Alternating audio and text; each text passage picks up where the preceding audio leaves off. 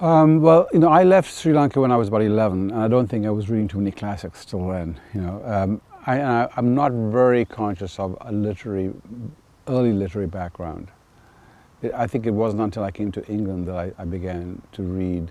I mean, I probably was reading when I was in Sri Lanka, but I quite honestly don't remember very much. And I think it wasn't until my 20s and when I was at university that I kind of fell on the classics and kind of was interested in that. The writer David Malouf, I don't know if you know him, the Australian writer, wonderful writer. He feels that the people in the colonies and on the periphery of English culture are more knowledgeable about English culture than the English. He read all the great English writers and the French writers when he was in his late teens. And I think that is a truth, because you are so distant from what you think is the central of the literary universe, and you kind of read all those books more. I was very lucky. When I was at school in England, I read a lot, and so one of my great pleasures was reading. And when I came to Canada, I had a wonderful teacher in my first year. His name was Arthur Motier, and it's so important to be influenced by someone at a certain period in your life. And I was about 18 or 19, and he was wonderful. I hadn't really read much poetry up to that point, and he was kind of reciting poetry in the classroom and exiting at the end of the poem, and we were all dazed and amazed by it. And so I started to write poetry. Everyone in the class started to write poetry, and that's how it all began, in a way. Poetry for me is very much more like you whispering to somebody, whispering to yourself, or whispering to a partner or a friend about a small aspect of something that can be as important as a novel. I'm not saying one is lesser than the other, but the lyric is a kind of small gift, and the fiction is more like putting on a theatrical production. You've got to do the lighting, you've got to make sure everyone can understand what's being said. When you're rewriting, you realize that somebody in the background should be in the foreground at this point, and should be moving quickly across the stage. All those things. I mean, it's not too theatrical, but it's closer to all the complexities of weather and everything else. There are writers who are very confident about that they can carry on for the next 30 years, and there are some writers who when they finish a book, think, well, that's it. And I'm in the second group, really. So there was always a doubt. I mean, when I began to write poetry and then wrote more and more poetry and published it in little magazines, it was not for any professional purpose. It was, a hobby, a private pleasure.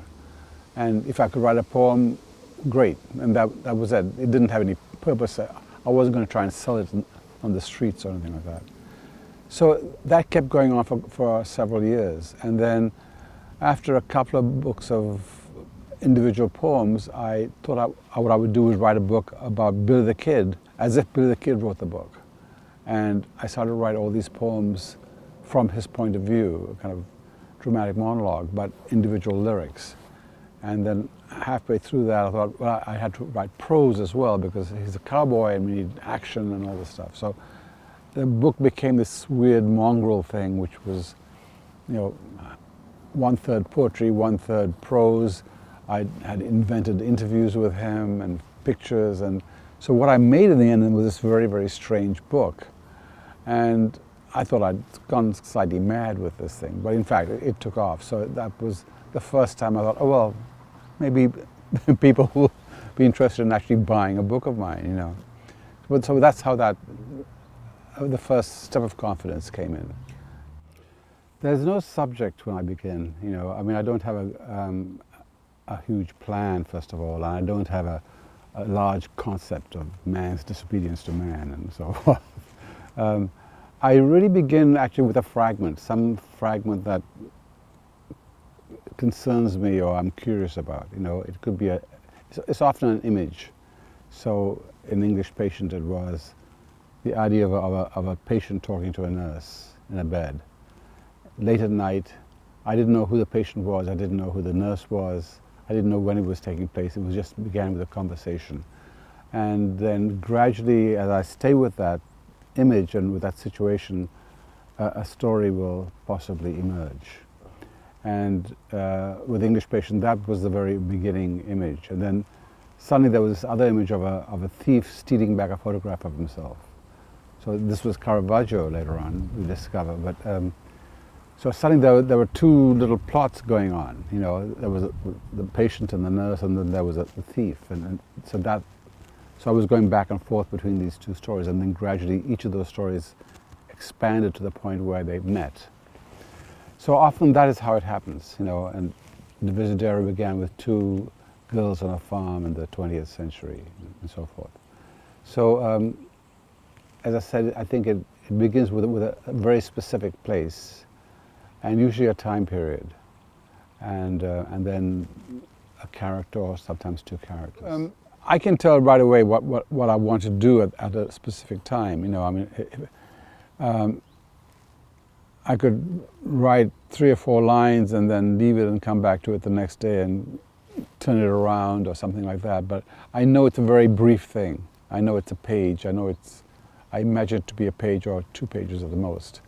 Whereas if I start a novel, I know this is going to take 3 years or 4 years. So it's a different, you know, are you going to go long distance swimming or, you know, a sprint? I mean, that's the kind of distinction you make when you're sitting down to write a poem or a novel. And, you know, the novel is, you know, this huge landscape you have to kind of depict and cover in some way and cross. So it's a very different mental attitude towards that. You know, you begin very similarly with very little, with a small image perhaps, but it's, you know, you have to pace yourself. You have to kind of build the landscape. You have to kind of do research and so forth. Well, for me, I don't do research and then write and then edit. In a way, I just leap into writing, and then while I'm writing, I also edit on the side. You know, so if a guy's building a bridge, at that point, I have to try and find out, well, how do you build a bridge, or how do you, you know, clean a horse or something like that. So that happens while you're kind of writing, you know, and often I'm writing not knowing very much about how you build that bridge, but then I have to find out later on and put that back in there. So that first stage of beginning a book and research, I mean, it's crazy. It's you know, very haphazard. You know, you're trying to hold 35 things while you're getting into the elevator, kind of writing, and then. I guess the most pleasurable part, but also the most difficult part, is the rewriting and the editing, because there you've got the story. You know, you spent 3 years writing the story, and now you're going to spend a couple of years rewriting it and re-editing it, and that part, at least you have some kind of control. You know, you realize you may have to add something else to the story that, you know, somebody has to be removed, or 2 people have to be, you know, made into one person.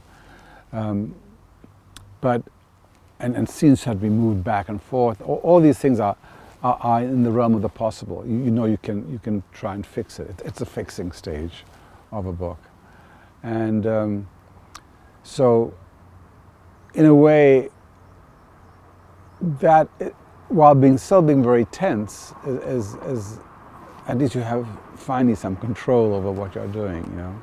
But then, as you go on, and with the thing in that last stage, it's still very tense. You don't know if it's going to work or not, and, you know, you have to try it out on other people and so forth. I think it's very much, you know, I don't usually have an opinion at the beginning, and even at the end, I'm not quite sure what the opinion is. You know, it's always discovery. You know, as I said yesterday, that I wouldn't want to write a book where I knew what it was going to be about before I began it, or what its major themes are. You know, I think I'm interested in, you know, through my characters and through the location and through the time period, you know, finding out about something. You know, there's a lot of research as a result in my books about what it's like to be a Macedonian in Toronto in 1936,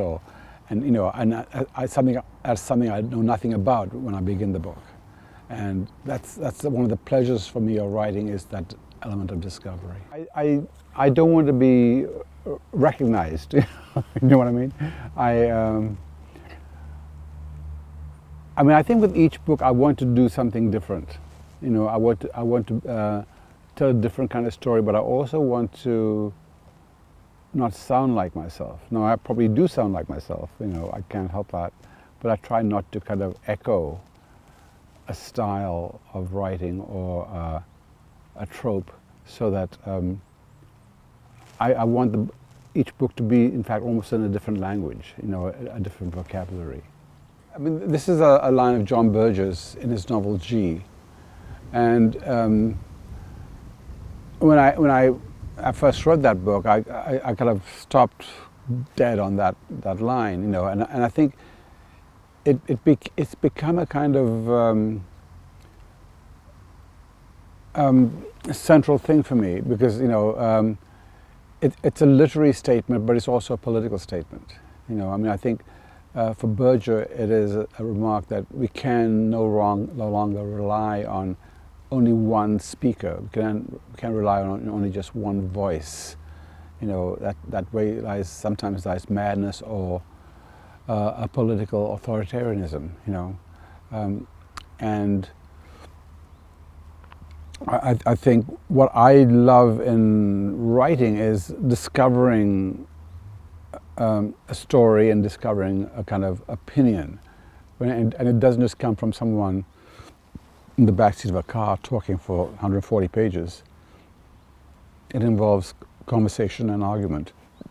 And in a way, my first books, like the collected works of Billy the Kid and Coming Through Slaughter, were books with mostly the opinion of one person. And I think when in The Sick of a Lion, and then English Patient, and then Arnold's Ghost, and all the other books, I think I'm much more interested in a group thing. You know, it's usually 3 or 4 people who are not related, who become a sort of family by the situation. And you know, the state, the whole take on the war in English Patient, or whatever the other subjects are, the other ones, come out of conversation and behavior and character. So never again will a single story be told as though it were the only one. To me, is as I said, not just political, but it's a literary form. You know, it is a way of it's a community as opposed to one voice.